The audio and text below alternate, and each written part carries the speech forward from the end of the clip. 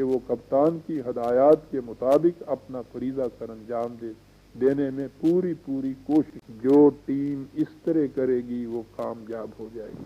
پھر یہ چیز بھی قابل غور ہے کہ ٹیم کی جیت کپتان کی جیت اور ٹیم کی ہار کپتان کی ہار نہیں کرا۔ جیتتی بھی ٹیم ہے اور ہارتی بھی ٹیم ہے، یہی حالت قوم کی ہے۔ اگر کوئی قوم اپنا سربراہ اچھا نہیں چنتی، اگر وہ سربراہ صحیح ہدایات نہیں دیتا، اگر قوم کے افراد اپنے سربراہ کی ہدایات کی اطاعت نہیں کرتے، تو زندگی کے میدان میں اس قوم کو مخالف اقوام کے مقابلے میں شکست ہو جاتی ہے۔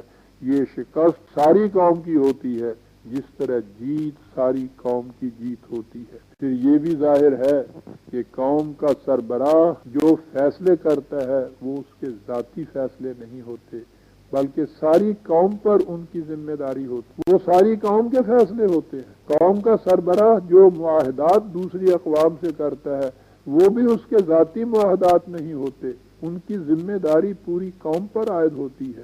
یہی وجہ ہے کہ امت مسلمہ کے متعلق قرآن کریم کہتا ہے کہ وَأَمْرُهُمْ شُورَى بَيْنَهُمْ، ان کی حکومت باہمی مشورہ سے ہوتی ہے۔ اور اسی لیے جیسا کہ اس آیت میں کہا گیا ہے جو شروع میں تلاوت کی گئی ہے، قرآن کریم نے امر بالمعروف اور نہی عن المنکر، یعنی بھلائیوں کے حکم دینے اور برائیوں سے روکنے کا فریضہ ساری امت کا قرار دیا ہے، صرف امت کے سربراہ کا فریضہ قرار نہیں دیا۔ گویا ایک اسلامی حکومت کی طرف سے جس قدر احکامات نافذ ہوتے ہیں وہ ساری امت کی طرف سے نافذ شدہ احکام سمجھے جاتے ہیں۔ وہ حکومت ساری امت کی ہوتی ہے، کسی خاص گروہ یا خاص فرد کی حکومت نہیں ہوتی۔ اس ضمن میں ایک اہم بات اور بھی قابل غور ہے، کیا ٹیم کے کپتان کو اس کا حق حاصل ہوتا ہے کہ وہ جس قسم کا حکم جی میں آئے دے دے، یا اس پر بھی کوئی پابندی عائد ہوتی ہے؟ اس بات کے سمجھنے کے لیے آپ فٹ بال کے کھیل کو پھر سے سامنے لائیے۔ اس میں ایک قاعدہ یہ ہے کہ بال کو ہاتھ نہ لگنے، اگر کسی کھلاڑی کا بال کو ہاتھ لگ گیا تو وہ مجرم سمجھا جائے گا۔ ٹیم کے کپتان کو اس کا حق حاصل نہیں ہوتا کہ وہ کسی کھلاڑی سے یہ کہہ دے کہ تم بال کو ہاتھ سے بھی چھو سکتے ہو، وہ ایسا کبھی نہیں کر سکتا۔ اس کا مطلب یہ ہے کہ کپتان کے اختیارات ان قاعدوں کے ماتحت ہوتے ہیں جو کھیل کے لیے بطور اصول اختیار کیے جاتے ہیں۔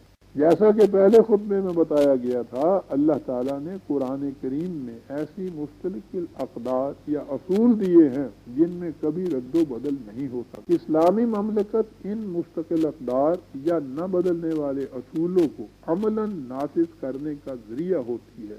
اس لیے اسلامی مملکت کے سربراہ کو اس کا حق حاصل نہیں ہوتا کہ وہ ان اصولوں میں کسی قسم کا رد و بدل کر سکے یا ان کے خلاف کوئی حکم نافذ۔ لا مبدل لکلمات، خدا کی باتوں کو کوئی بدلنے والا نہیں۔ اس لیے حکومت کا سربراہ یا کوئی اور نہ تو ان مستقل اصولوں میں کوئی رد و بدل کر سکتا ہے اور نہ ہی ان کے خلاف کوئی حکم دے سکتا ہے۔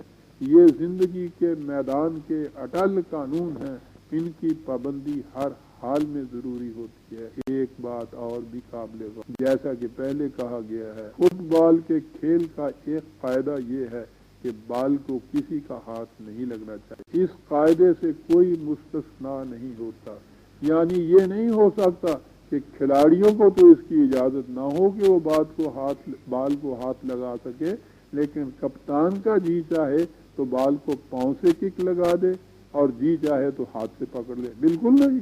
قاعدے کی پابندی ہر ایک کو یکساں طور پر کرنی ہوتی ہے۔ یہی صورت اسلامی حکومت کی ہے، اس میں خدا کے مقرر کردہ اصول ہر ایک پر یکساں طور پر نافذ ہوتے ہیں۔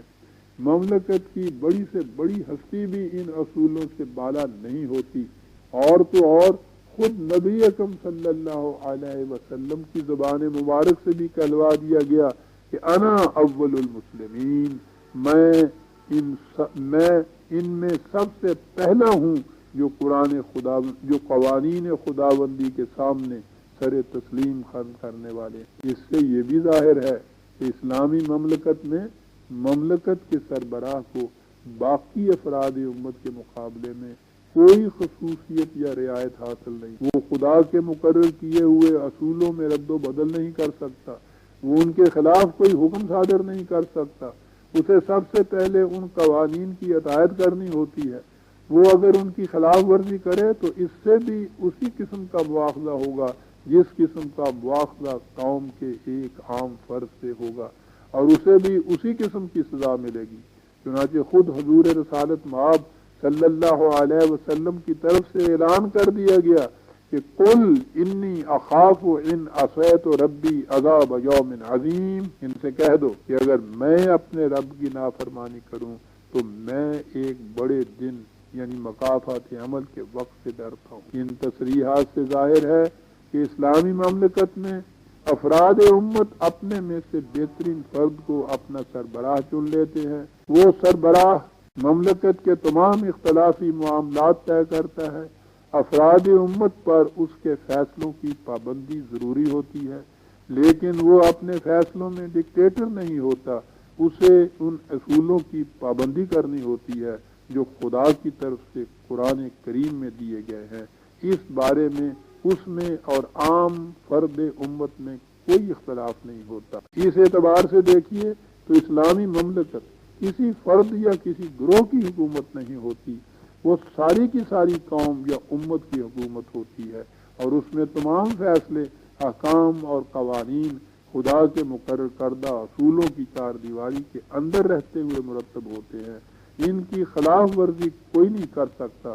اس طرز حکومت کا اثر دنیا کے دوسرے انسانوں پر کیا پڑتا ہے اور یہ حکومت باقی حکومتوں کے مقابلے میں سب سے اچھی کیوں ہوتی ہے، اس کی بابت میں گزشتہ 20-30 سال سے بتاتا چلا آ رہا ہوں، اور میرے لٹریچر میں اس کی بڑی ہی تفصیل آپ کو ملے گی۔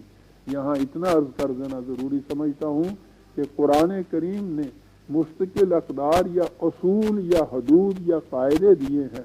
اسلامی مملکت کا فریضہ یہ ہے کہ وہ اپنے زمانے کے تقاضوں کے مطابق دیکھے کہ ان اصولوں پر، ان اقدار پر عمل کس طرح کیا جا سکتا۔ وہ اصول اور اقدار تو ہمیشہ کے لیے غیر متبدل رہیں گے، لیکن ان پر عمل کرنے کے طور طریقے، جنہیں آپ جزوی قوانین کہہ لیجئے، بائی لاز کہہ لیجئے، رولز اینڈ ریگولیشنز کہہ لیجئے، قواعد و ضوابط کہہ لیجئے، وہ ہر زمانے میں ہر زمانے کے تقاضے کے مطابق بدلتے رہیں گے۔ وہ اصول اپنی جگہ مستقل غیر متبدل رہیں گے۔ اس طرح پرماننس اینڈ چینج یعنی تغیر اور غیر متبدل کے امتزاج سے اسلام کا یہ نظام ہمیشہ ہمیشہ کے لیے تمام نوع انسانی کے لیے قیامت تک کے لیے نافذ العمل رہ سکتا ہے اور ممکن العمل بھی ہے۔ یہ ہے اسلامی حکومت کی خصوصیت کبریٰ، اور اس کا پہلا سب سے بڑا فریضہ ہے جہاں سے قرآن کریم کی ابتدا ہوتی ہے، الحمدللہ رب العالمین۔ خدا بھی اس لیے مستحق حمد و ستائش ہے کہ وہ عالمگیر انسانیت کی ربوبیت کا ذمہ۔ تو اسلامی حکومت کا بنیادی فریضہ جو ہے افراد مملکت کی ربوبیت ہے، اور ربوبیت کہتے ہیں سامان نشو و نما اور سامان پرورش بہم پہنچانا۔ اگر وہ اس فریضے کو سر انجام دیتی ہے تو الحمد کے مطابق وہ مستحق حمد و ستائش ہو جاتی ہے۔ اگر وہ اس فریضے کی سر انجام دہی نہیں کرتی تو پھر حمدیت اس کے حصے میں نہیں آتی۔ یہ سب سے پہلا اور بنیادی اصول ہے، یا یہ کہیے کہ بنیادی مقصد ہے اسلامی حکومت کے قائم ہونے کا، اور اس کے بعد باقی اقدار اور باقی اصول جو ہیں ان کو بھی وہ اسی طرح اپنے زمانے کے تقاضوں کے مطابق عمل میں لاتی چلی جاتی ہے۔ عزیز عالمان، یہ اس سلسلے کی آخری کڑی تھی۔ مجھے امید ہے کہ یہ میں نے اس انداز سے بیان کیا ہے کہ آپ کو اس کے سمجھنے میں کسی قسم کی دشواری نہیں ہوگی۔ خدا کرے کہ ایسا ہی ہو۔ اس کے بعد اللہ تعالیٰ نے اگر موقع بہم پہنچایا تو پھر کچھ اس قسم کی اور کڑیاں بھی شروع کی جا سکتی ہیں۔ البتہ اس سے پہلے میرے لٹریچر کے اندر جتنی تفاصیل ان چیزوں کی دی ہوئی ہیں، اگر آپ کو فرصت ملے، موقع ملے تو آپ انہیں بھی ایک نظر دیکھ لیں، اس سے اسلام کا بالکل صحیح نقشہ سامنے آ جاتا ہے۔ والسلام علیکم برادران عزیز، ربنا تقبل منا انک انت السمیع العلیم۔